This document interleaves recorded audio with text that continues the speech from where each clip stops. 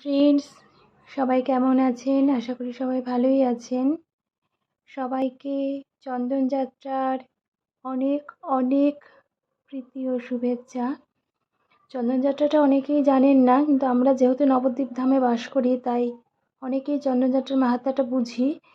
এই চন্দন যাত্রায় আমাদের এই বৈষ্ণব মঠগুলোতে খুবই উৎসব সমারোহের সঙ্গে পালন করা হয়। তা দেখুন, আমি গেছিলাম আমাদের এখানে গৌড়ীয় মঠে এত সুন্দরভাবে নৌকা বিলাস করা হচ্ছে। সেখানে জল, যেহেতু এখানে কোনো নদী বা পুকুর কোনো জলাশয় না থাকার দরুন এখানে নৌকাকে এইভাবে জলকে আটকে নিয়ে নৌকা ভাসানো হয়েছে। নৌকাতে আমাদের জগন্নাথ দেব রয়েছেন আর মহাপ্রভু রয়েছেন। তাদের খুবই সুন্দরভাবে সাজানো হয়েছে। দেখুন একবার, খুবই সুন্দরভাবে নৌকা আরোহণ হচ্ছে। এটা মায়াপুরেও হয়। আমি যদি মায়াপুরে যেতে পারি তাহলে মায়াপুরের আরোহণটাও আমি দেখাবো। খুবই সুন্দর লাগছে, যেন স্বর্গীয় সুখ। গতকাল সন্ধ্যেবেলা যখন আমি গিয়েছিলাম, এত সুন্দর লাগছে পরিবেশটা, যেন সত্যিই মনে হচ্ছে স্বর্গীয় সুখ সেখানে রয়েছে।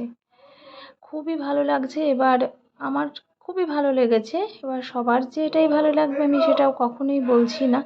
আমার ভালো লেগেছে, আমার মতো অনেকেরই হয়তো বা ভালো লাগবে, কিন্তু আমার মনে হচ্ছিল আমি যেন স্বর্গে পৌঁছে গেছি। এত সুন্দর চারিদিকের, এত সুন্দর পরিবেশ। আর আমাদের এখানে গৌড়ীয় মঠ এমনিই খুব সুন্দর।